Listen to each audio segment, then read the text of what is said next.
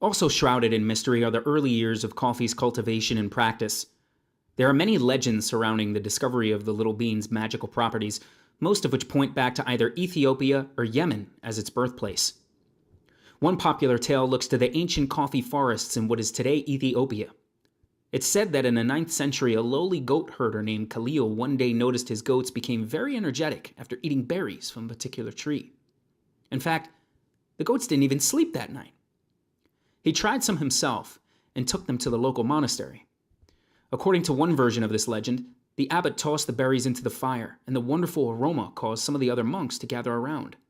As they gathered around the roasted beans, they ground them up and put them in boiling water, drinking them up, in a concoction at the time which was unfamiliar to them.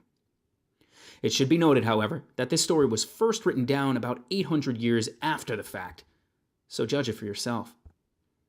Another story mixes both of coffee's ancient roots by laying the title of coffee discoverer on a Sufi mystic from Yemen who, while traveling in Ethiopia, noticed some birds who had been eating the berries, exhibiting an unusual level of vitality.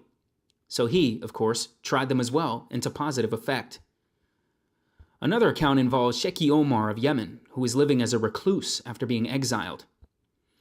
After becoming very ill, a bird brought him berries, so he tried to eat them.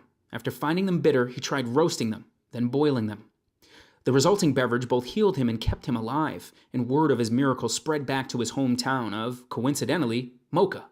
And he was not only permitted to return, he was canonized and named Saint Omar. It is likely, whatever the legend, that for centuries people had been chewing on coffee beans to derive some sort of stimulation before they began roasting and brewing them. The Arabian Peninsula is where cultivation and roasting coffee beans first began. It was widely used by Sufi mystics to aid in their concentration when chanting before spreading to Turkey, Syria, and Egypt. With increased cultivation of beans came communal coffee houses. They cropped up throughout the Near East and were popular with men of every social strata. Here, coffee drinkers also listened to music, conversed, kept up with the news, and played chess, not so dissimilar from a male-only version of today's coffee houses. In fact, so much knowledge was passed on in these settings that they became known as the schools of the wise. Word of this coffee drink, or, quote, the wine of Araby, quote, as it was also called, spread, particularly with the thousands of pilgrims who came to Mecca each year as part of their Hajj. The word coffee actually comes from the Old Dutch word koffie, which is a derivative of the Turkish word kafe, which was a twist on the Arabic word kwaha, which originally was a word that also meant wine. In this way, word traveled back to Europe, and by the 1600s, it was becoming a popular beverage there as well.